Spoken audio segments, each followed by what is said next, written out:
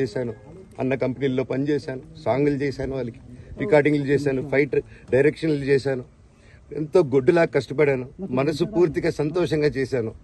నాకు ₹1 అడిగింది లేదు, ఆశించలేదు. నేను దానికోసం నాకు కావాలి, నేను పనిచేసిన దానికి కూడా నేను అడగట్లేదు. ఒకటే అడుగుతున్నాను, మీకు నిజం తెలియాలి. అందుకోసమే ఏంట్రా వీడన్నీ బయట పెడుతున్నాడు అనుకోవచ్చు, కానీ ఈరోజు నాకు భార్య పిల్లలు ఉన్నారండి. ఈ రోజు నేను నిలబడకపోతే రేపు నా కొడుకు పెద్దోడైన తర్వాత, కూతురు నేను పెద్ద అయిన తర్వాత వాళ్ళకి నేను సమాధానం చెప్పుకోలేను. నేను దొంగతనం చేసి వేరే వాళ్ళు కడుపులు కొట్టి నా పిల్లల మొహం నేను చూడలేను, ఆ కూడు నా పిల్లలకి పెట్టలేను.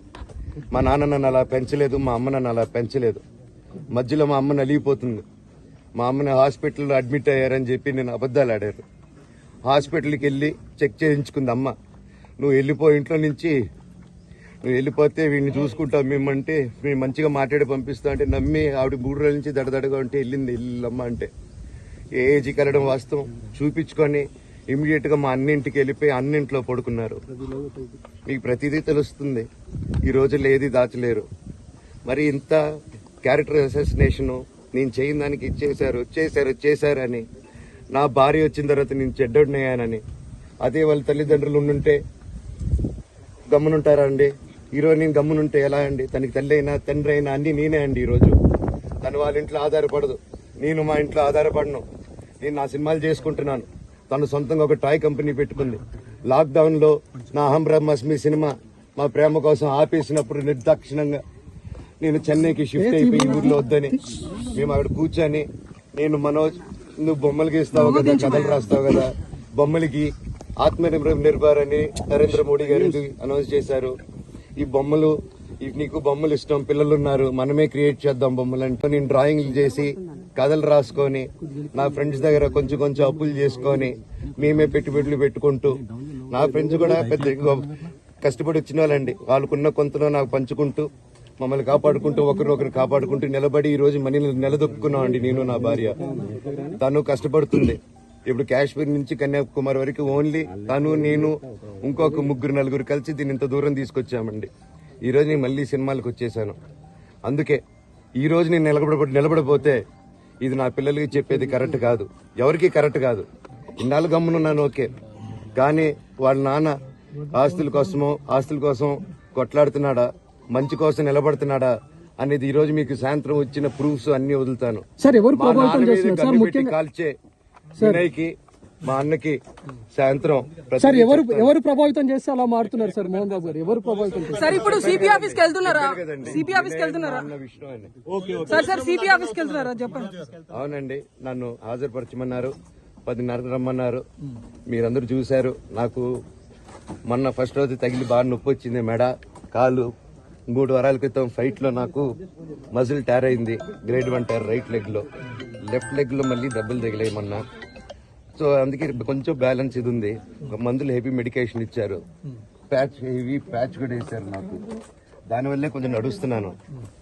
అండ్ ఇప్పుడు అందుకే రిక్వెస్ట్ చేసుకుని, సార్ నాకు కొంచెం టైం ఇవ్వండి, పాప ఉంది.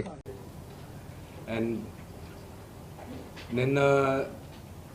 నిన్న జరిగిన సంగతి, ఒక టీవీ రిపోర్టర్ ఆయనకి గాయాలు తగలడం,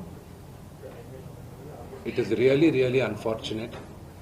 ఉద్దేశపూర్వకంగా ఎవరిని హర్ట్ చేయాలని లేదు. నిన్న మీరు విజువల్స్ చూస్తే, టీవీ విజువల్స్ మీరు కానీ కరెక్ట్గా చూస్తే, గేటు పగలగొట్టుకొని తోసుకొని గేటు ఎరగొట్టి లోపలికి వచ్చేటప్పటికి ఒక తండ్రిగా ఆయన రియాక్ట్ అయిన విధం చాలా తక్కువని నా భావన. కానీ ఆయన ముందుకొచ్చి, మీరు విజువల్స్ కరెక్ట్గా చూసుకున్నారంటే, ఆయన మీడియా వాళ్ళకి నమస్కరిస్తూ ముందుకొచ్చారు.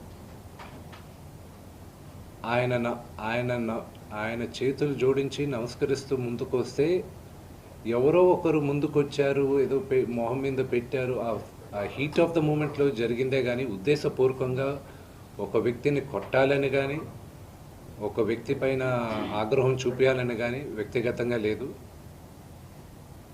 ఆయన గాయపడిన వాళ్ళ ఫ్యామిలీతో నేను టచ్లో ఉన్నాను, వాళ్ళ ఫ్యామిలీ మెంబర్తో మాట్లాడాను.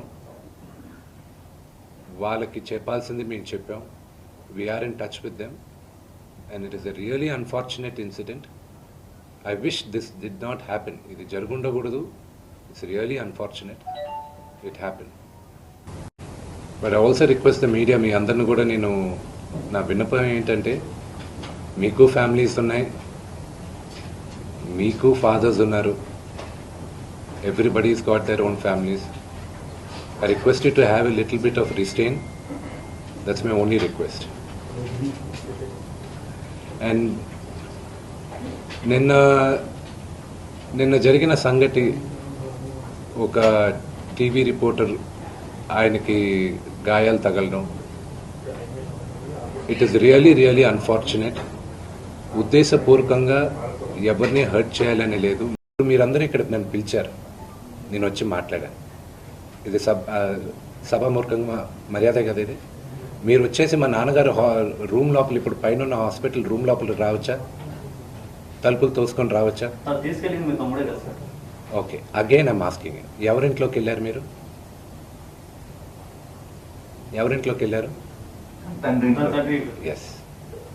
Did he invite you? Did my father invite you people? కాదండి, మీరు ఒక సెలబ్రిటీ హోదాలో ఉండి ఇన్ని రోజుల నుంచి ఇష్యూ అంతా వివాదం అవుతుంది కదా,